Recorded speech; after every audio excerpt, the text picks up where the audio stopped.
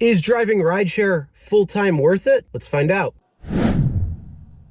Hey everyone, my name is Chris and welcome to the RideShare Guy. Now recently we had a reader reach out to us on the RideShare Guy and ask a pretty simple question, which we wanted to answer. Now this deals with rideshare and food delivery. Pedro already did a video and I will link that in the description if you want to check out the food delivery side, but let's cover rideshare. So the question posed is, I plan on moving to Las Vegas next week and am wondering if driving full-time for food delivery or maybe rideshare is a good idea. I'm curious if you think it's a good or bad idea to rely on this for full-time income. It would only be a temporary thing, like a couple of months at most, until I can find a job that I like. What do you guys think? So that is a great question out there, and I'm going to answer it, at least to my thoughts and my opinions. It's going to vary from person to person, so if you have your own thoughts and opinions on this, put them in the comments below and let us know. And we also have a few comments from people who had posted stuff on our social medias. I'm going to primarily look at our Facebook page today, so if you wrote in our comments on this particular question, you might see yours today. All right, so let's answer the question. Is driving rideshare worth it to drive full-time for a short period of time? And for me, I agree. I think the answer is yes. You can actually make quite a bit of money doing this if you know what you're doing. Now, with that being said, moving to a new market, you're going to want to connect with local drivers. You're going to want to connect with local Facebook groups, people that are already driving in your area, whether that's rideshare, whether that's food delivery, whether that's another gig app platform that you're interested in. You want to make sure you are understanding the area and seeing what other people are saying, whether it's complaints, whether it's positive, whatever it might be. And then that way it's going to help you maximize the time that you're out on the road and earn the most that you can make. Now, when it comes to driving full time, you're going to be behind the wheel quite a bit. You're going to be sitting quite a bit. And if you're only looking at rideshare and not necessarily food delivery, then my suggestion is, even for a couple of months, make sure during slow times or every hour or something, you turn your app off, pause it, and then get out, walk around, do something to actually get moving, because you don't want to sit in your car 8, 10, 12 hours a day, 5, 6, 7 days a week, and that will cause a lot of havoc on your health, even for just a couple of months. But when it goes to actually going out there and earning money for full-time work, yeah, you could absolutely do it. You could supplement your income for a short amount of time. Now, doing this for a long amount of time, a year, a couple of years, continuously, that might be a little bit more harder to do on the body, on the car. There's a lot of things when it comes to driving full-time for a long period. But if you're doing it short time, it's absolutely great, because who knows what's happening. Maybe you got laid off. In the current economic situation, you could have gotten laid off and you need to supplement your income, so you resort to rideshare and or food delivery, and that is a good option. If you are moving to a new area and trying to find a job, if you're in between jobs because you're transitioning from one job to another and you weren't necessarily laid off, or simply you have a side hustle and you want to focus on that, but you can't stop working, so you do gig work and work when it's convenient to you.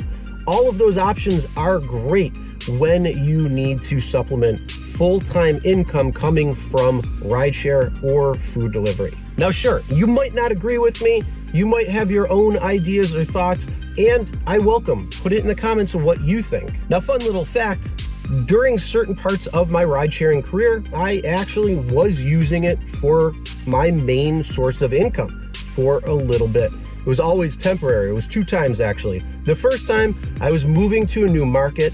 I was in the Charlotte, North Carolina, and that's when I started driving Uber. And that was 2015 already at this point, so several years ago. Then I transitioned back to Buffalo, New York, where I currently am, and I am driving Uber and Lyft.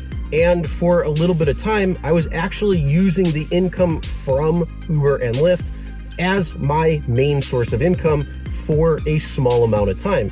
So yes, it is absolutely doable. You just have to be very smart and strategize when you're going out, as well as what you're spending your money on, so you don't actually lose money when you are out there driving. All right, so those are my thoughts on this. But again, we did pose this question to you on our YouTube community tab as well as our Facebook page.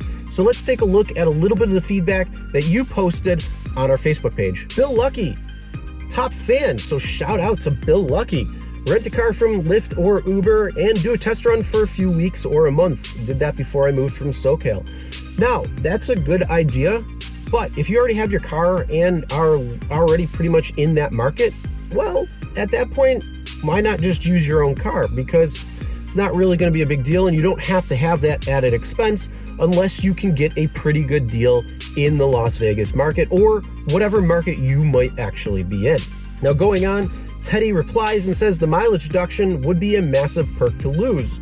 But Leanne comes back and says, well, the rental lease is also deductible. So when you're looking at deductions and things like that, come tax time, any expense when it comes to you conducting business can be a tax deduction. Make sure you talk to a tax preparer or a CPA to know exactly what you can deduct or what you cannot, and what you need to be able to track in order to claim those deductions. Now going on, Kenny says, I get nervous enough picking people up from the bars late night, knowing that someone could get sick, and that's only a few hours per week. I feel like driving in Vegas, I would be fearful of this 24/7.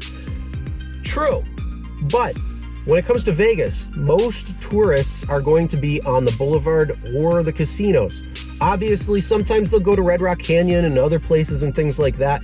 But when it comes to a general sense, if you don't like driving when people are drunk, you don't have to. You could do many different things, including food delivery, in order to change that. But one thing I do recommend that you get and have with you, no matter when you're driving, because person could get sick at any time, you have these on hand just in case. They're like $10 on Amazon. So you could pick these up, get them shipped to you, and if somebody's looking sick, just hand them one of these, and hopefully they won't use it, but if they do, it's going in here and it's not going somewhere else. Now I'll leave a link to that in the description, so if you have to pick some of those up and you haven't already, you'll be able to. All right, another comment from Chris Lowe, another top fan. Shout out to Chris Lowe. Try it for yourself and see if you like it. Perfect advice there. Keep track of your expenses and you'll quickly realize that it's not as profitable as you think. We're in a recession and Uber is taking more money than ever. Disgusting. Yes and no there, Chris. I completely agree with you. We're in good company. Name is Chris. But I digress. Yes, you want to keep track of your expenses so you know how much extra you're bringing in, so you know that type of money can go towards your bills. And yes, it could be to a point where you might not really be making as much because you still have to claim your expenses when it comes to gas, when it comes to car maintenance, and all of these other expenses that you need to address and be aware of. Now, one thing you should really be doing across the board is limiting your expenses. So paying attention to where your expenses are and seeing if you can either stop it completely or lower it to help save on money. That's just going to give you more money to play with, to be able to whatever you want to do with, especially during these harder economic times. Now, with that being said, one of the things that you could do to limit some expense as a rideshare or food delivery driver is gas. And downloading the Upside app is going to be one. Link is going to be in the description below. And you can enter code RIDE35, which is a special deal for RideShare Guy viewers like you watching this right now. So go ahead, click the link in the description below and enter RIDE35 for extra savings on your first fill up. All right, thanks to the people who did provide some feedback when it came to our Facebook and YouTube community tab. Make sure you keep a lookout for different questions that we ask, because we might use it for future videos and you might see your feedback on that video. Now, going back to the question though, it did say rideshare and food delivery. Today we talked about rideshare, but if you want to know, is food delivery going to be worth it to drive full time for a short amount of period, or, well, just in general, check out this video that Pedro just did recently talking about this and taking it from the food delivery side. Also, make sure you subscribe and ring the bell for notifications so you'll be notified when new videos come out. All right, drive smart, everyone.